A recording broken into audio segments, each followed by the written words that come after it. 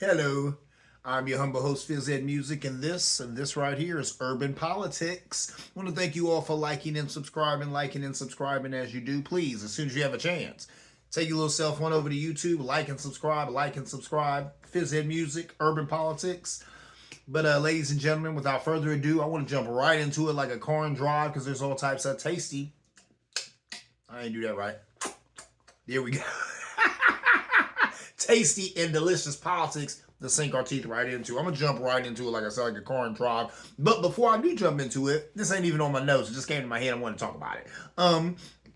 Maybe some of you all have seen that reel where it has. I've seen two of them. I've seen like an older white guy, and I've seen one with like an older white woman, and they both ask Alexa. You know what I'm saying?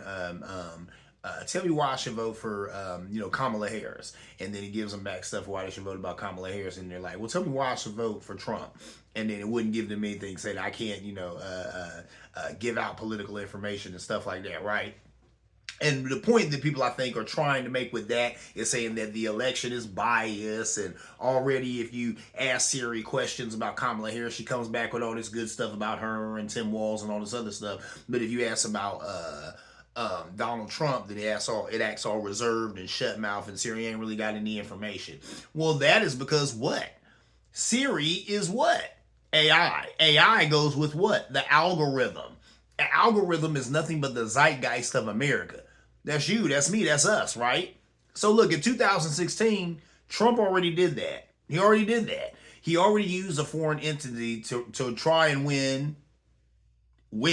He did win the election, right? He called out to Russia. They did what they did. You know, they put doubt in a lot of people's minds about Hillary Clinton. They did it real tough. He won that election. He's done that. That's on record. So the algorithm knows about that. The algorithm knows about all of that stuff. So now when you go and you ask them a question about Trump, it's going to act like it has that information. And it won't give you too much information like that. Why? Because he already weaponized the internet, right? And the internet knows that because the internet is us. Like I said, it's the zeitgeist of America. It's us. So that algorithm is in tune to that. Ergo, they're not going to let him do it again. It won't happen again. So really, he got to mess himself. He got to shot himself in the foot with that. You've already done that trick. You already turned that trick. You're not going to turn it again. So same even with Siri and the algorithm. You can't do it again. You've already done it. So now when somebody goes there and they ask, why should I vote for Trump? It's not going to necessarily give them these great glowing things about you because you've already used the internet to dupe people. Kamala and Tim Walz have not yet. Not saying that they will or not saying that they have, but I'm saying they haven't done it yet. Trump already did it. It's already on record. And think about that. The more and more I think about what the Asian brother who owns Alibaba was saying when he called artificial intelligence, he said artificial intelligence. He said I call it Alibaba intelligence because he said it's just helping my business. But he said artificial intelligence ain't nothing. He said artificial intelligence is stupid. He said human beings are smart. Artificial intelligence is stupid because human beings create the artificial intelligence. So how could it be smarter than us? Elon Musk didn't like that. I talked about it on the show. I thought it was hilarious. And I agree with that Asian brother. No, AI is only as smart as us because human beings program the AI. How can it be smarter than us? It can't. It won't be. It never will be on its best day because it's programmed by human beings, and anything that's man-made will what? Falter. True indeed, right? So there's that. So don't get all amped up about that. That's more of these people trying to hold water for Trump, trying to say that he's been misused and mistreated and all of that. And how about this?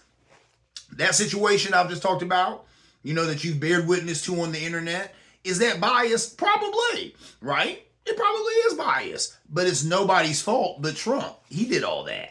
He did that. He didn't have to do that.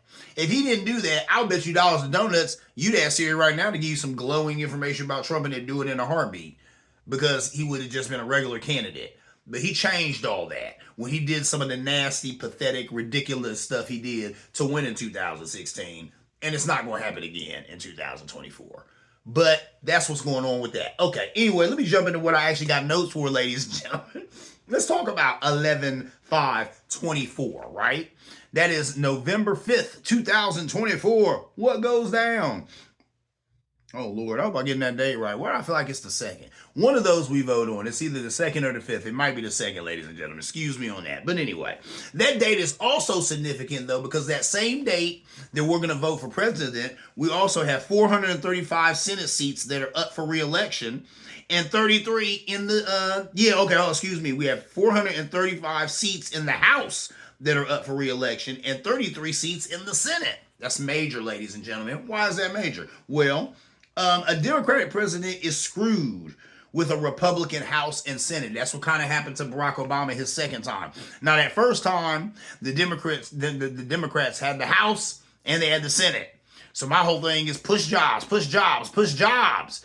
Man, we trying to save your job. You're the first black president. Push jobs, push jobs. He did not push jobs. If you remember correctly, what did Obama do when the Democrats had the House and the Senate? He pushed Obamacare.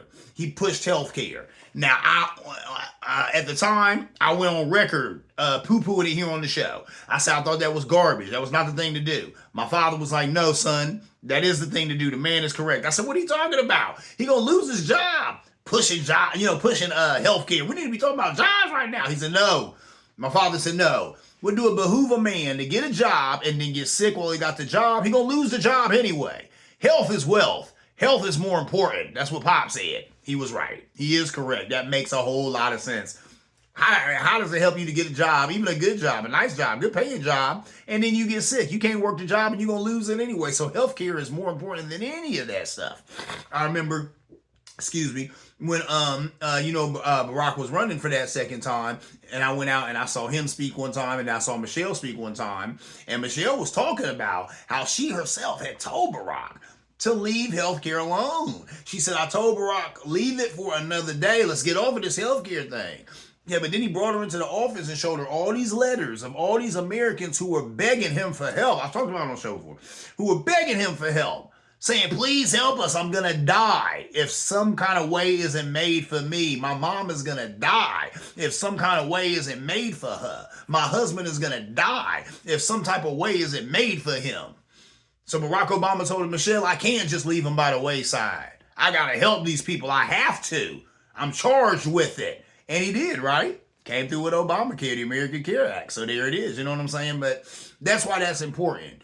And I ain't going to say probably not. The only reason that he was able to get it off is because there was a Democratic House and a Democratic Senate. You need those two things. Now, if you pay attention, his second go around, what happened? They lost the Senate or the House. I want to say I think they lost the Senate. So you got a Democratic president and a Democratic Senate. Well, you know what? You got two pieces, but you still that third, that Senate can hold a lot of stuff up. McConnell. I call him something else that rhymes with Mitch McConnell. He's that guy in the Senate who holds a lot of stuff up. But he's able to do that, right? Because he is the majority whip and they have the majority in the Senate. There you go. So Mitch McConnell has been able to hold up tons of legislation just because Republicans have kept the majority in the Senate. That's where the game is at, ladies and gentlemen. There are three parts of government, right? We got the president, we got the House, and we got the Senate. And he needs the House and the Senate to make anything happen. These two people got to push these laws and get them to his or her desk so that they can sign them, so that our executive person can sign them. This is how politics works, ladies and gentlemen. So like I tell people all the time, it's great. Oh, it's great to get a Democrat in there. It's great to get Kamala Harris in there with Mr. Walz and see what they can get cracking on a Democratic tip. You know, she's kind of conservative, but still a Democrat. He's pretty liberal and a Democrat. Let's see what could happen. But guess what? A lot of nothing won't be happening if they don't lock down the Senate and the House. They got to have that help. They got to have that help. You know what I'm saying? It don't help you at all to have a Democratic president, but you got a Republican House or a Republican Senate or both. You know, like I said, then you're pretty much dead in the water because any legislation that those two Republican, institutions push, maybe that Democratic president ain't going to want to sign it anyway, so nothing's still happening. We're still at a stalemate, right? And that's where these laws and legislation have to originate, in the House and in the Senate. That's where they come from, ladies and gentlemen. So you have to pay attention to that politics. Listen, I'm going to say it. I've said it a million times on this show. I'm going to say it again. All politics is local. All politics is local. Who's your governor? Who's your mayor, right? The mayor of Columbus, Ohio is Andy Ginther. Know that, right? The governor of Ohio is Mike DeWine. He's a Republican. You need to know that. All politics is local. I wish you would know those two people before you would even know about Kamala Harris or any of that. People always pay attention to the horse race, but that's not where the game is won. The game is won at this local level. Heck, you got sheriffs and deputies and all of that who run unelected every year because nobody runs against them. And some of these guys are scumbuckets. They're scumbags. A lot of them are racist. A lot of them only have those positions because no one's ever ran against them, right? And they're making good money to do nothing. People need to get involved in politics. Figure out what these positions are. Figure out how they're important to you in your life. There's that. I'm off the soapbox. Anyway, so remember that. All politics is local. A lot of times these delegates and super delegates, you've heard those terms, right? Delegates, super delegates. These are people who are sometimes get called on to help decide what state won an election. So sometimes when there's some hokey stuff going on in a state, George Bush Jr., when there's some hokey stuff going on with an election, then these super delegates and these delegates can stand up and they'll say, well, I think Ohio would have went to whoever, to the Republican candidate. Or we all got together as delegates and as super delegates and put our votes together, put our minds together, and we say that Ohio would have went for the Republican. That's what happens, ladies and gentlemen. I'm not making this up. That is what happens. So those delegates and them super delegates, you want some of them to be Democrats, right? You think, at least. But that's where we sleep. That's where the game, people sleep on the game at. I always talk about that too. Republicans and Democrats. I think Republicans are evil snake oil salesmen, but they're so much better at the game of politics than Democrats because they pay attention. These people pay attention, right? They overhauled the Supreme Court, right? Now that's all conservative. That's by grand design, ladies and gentlemen. They sat down and they figured out how to do that, and they did it. Democrats, get on your game. The gerrymandering. That's why we got some of these buffoons in Congress, and we won't get rid of them for quite some time. Your Marjorie Taylor Greens, your Matt Gaetz, some of those idiots. Why are they there? Because of gerrymandering. The Democrats slept on that. You can't sleep on these things, ladies and gentlemen, because this is where the game is won. The devil is in the details. So please, all politics is local. Get up on that. Make sure that some of these delegates and super delegates are Democrats, because let's say we do end up in the same position that we found ourselves in this country in years past. Maybe it does get thrown into the hands of the Supreme Court. If they come back with that, well, we're going to let delegates and super delegates tell us, where their state should have went for, what their state went for. You'd want some of them to be Democrats, right? Or you want a lot of them to be Democrats so the Democrats can have the majority opinion and the state can go to a Democrat. I'm just saying. We're talking about the game of politics, ladies and gentlemen. That is how it's played. Anyway, moving on. Let's talk about the U.S. Senate. The U.S. Senate is close to passing a bill that would ban federal lawmakers and presidents from owning and trading stocks and other investments. This is a long time coming. They should have been done this. Heck, you know what I'm saying? And when it comes to this, I want to hold both sides accountable. Nancy Pelosi, they said something about that lady had like $15 million in investments and stocks and all this other stuff. They were talking about, I think the median income of a person in Congress is like $1 million or $2 million. Where all this money coming from, ladies and gentlemen? They only get $175,000 a year to do the bidding of the American constituents. Where all that extra money coming from? You know where it's coming from. Insider trading, all the other little sneaky back alley deals that they do in Washington. That stuff needs to go. They need to cut it out, right? It's wrong. It's illegal. You can't do it. I can't do it. They shouldn't be able to do it. I say that to Miss Pelosi. I say that to anybody else who sits up there on the Hill and uses their information to trade stocks and get these tips and make tons of cash. Government and legislating is not about lacing your pockets with cash. I know that sounds corny to say in America that something's not about money. But guess what? It's not about money. There it is. But it's good to see that. We'll see how far that goes. They were saying that if this passes, it'll make it impossible for Trump to be president because he'd have to give up all of everything, all his stocks and all that he has in his Trump, Trump holdings and his company and all that stuff. He had to give all that away because the president wouldn't be able to have those things. So if he did win and this did go into effect, it could be problematic for him. I don't think he's going to win. I don't think this will go into effect. How about that, ladies and gentlemen? You can write that down. I said that right here on Urban Politics. Phys Ed Music. You don't have to worry about that because Congress ain't passing that because they want to keep being able to do insider deals and insider trading to make millions off the books. Who wouldn't? There you go. And Trump ain't going to become president. We already just talked about that. The momentum's with Kamala. He's out of here. People want something new, and he's old hat. Yesterday's news. Anyway, moving on. So there's that. Last thing I want to talk about, ladies and gentlemen, is what I call sad stats. Sad stats. I don't think I brought some sad stats here in a minute. These are sad stats. Sad stats. Check this out. Police killed more than 1,300 people in 2023. More than any other year ever. There were only 14 days without a police killing last year. An average of one killing every 6.6 hours. That's redonkulous. Why?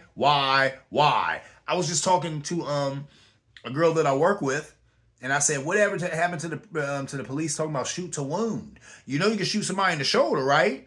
You know you shoot a guy in the shin, right? You know you can shoot a guy in the foot, in the leg, in the hip, all types of places that could just wound this person, just put this person down so that they're not harm to themselves or others. But for whatever reason, especially when the person looks like me, these cops feel like they gotta shoot to kill. This is ridiculous, ladies and gentlemen. And then I'm like, how are we as black folk not paying attention to this election when we have a guy poised to become president who said he'll give the police carte blanche. He'll let them do whatever they want to do. He's not going to put any rules on the police. And they already on this. They already do this. And this is to all of us. Now I bring this up on the show because, of course, if you look like me, you got a vested interest in this because, man, it's already, you know what I'm saying, hazardous to your life to go around the corner to get a beer or to get a carton of milk. So what happens if Trump becomes president and the police can really do what they want to do and all bets are really off and the gloves are really off? Then what really goes down, brothers and sisters? Pay attention because it could happen.